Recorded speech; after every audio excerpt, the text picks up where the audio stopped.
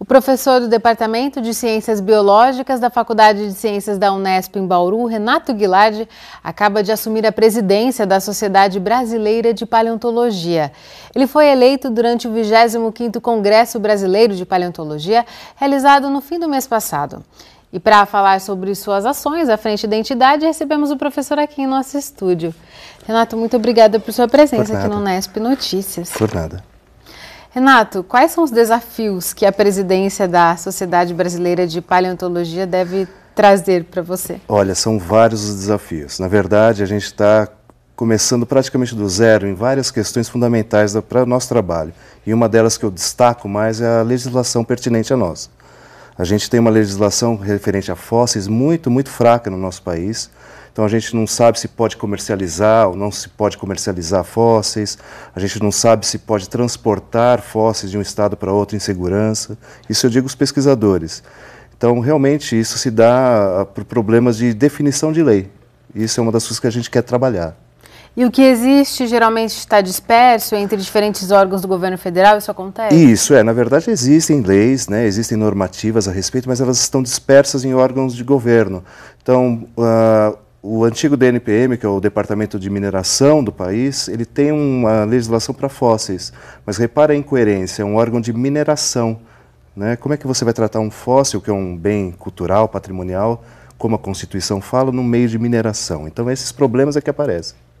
Então a sociedade pretende batalhar nesse sentido? Sim, é uma das vertentes que a gente quer, tentar estabelecer essa legislação para que a gente possa trabalhar com mais segurança, porque não temos, como eu falei, uma legislação que permita a gente trabalhar em segurança em cima disso, e outras vertentes também a gente vai tentar trabalhar, mas essa é a principal, sem sombra de dúvida. Uma das preocupações que vai ao encontro dessa também é preservar esses patrimônios paleontológicos. O Brasil precisa avançar também nessa área? Sim.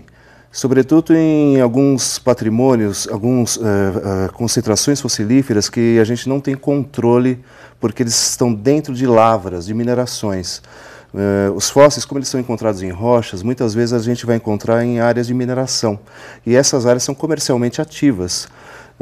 Novamente a gente fica nesse embate, o que fazer nessa situação? A gente embarga a comercialização, sabe? É uma coisa extremamente complicada para nós esse tipo de assunto.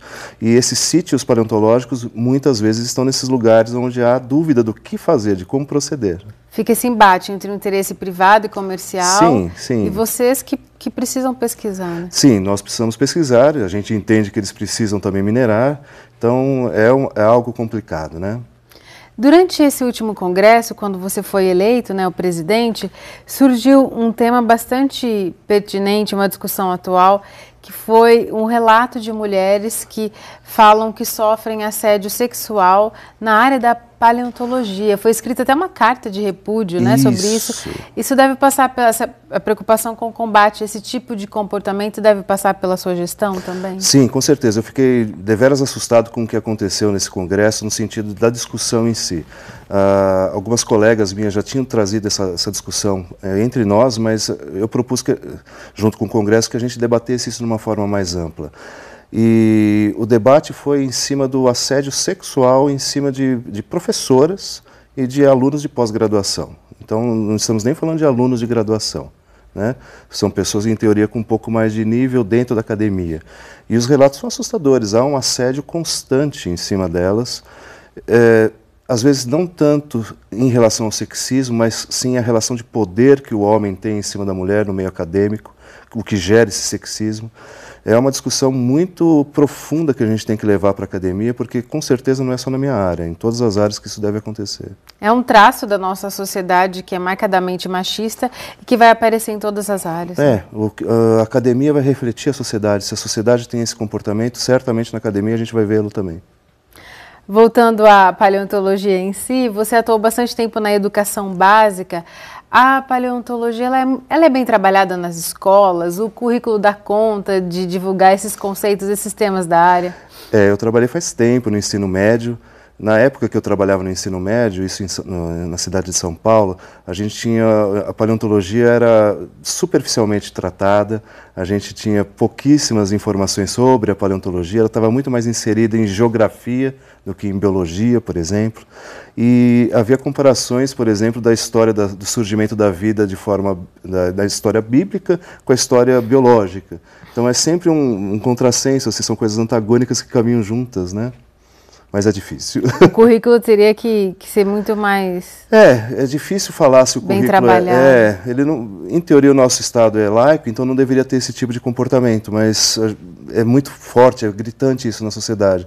Então aparece e nós, como cientistas, temos que mostrar o outro lado da situação.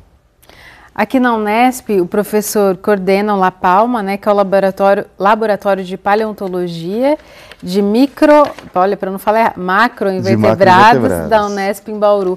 Explica pra gente que tipo de pesquisas vocês realizam nesse momento no laboratório.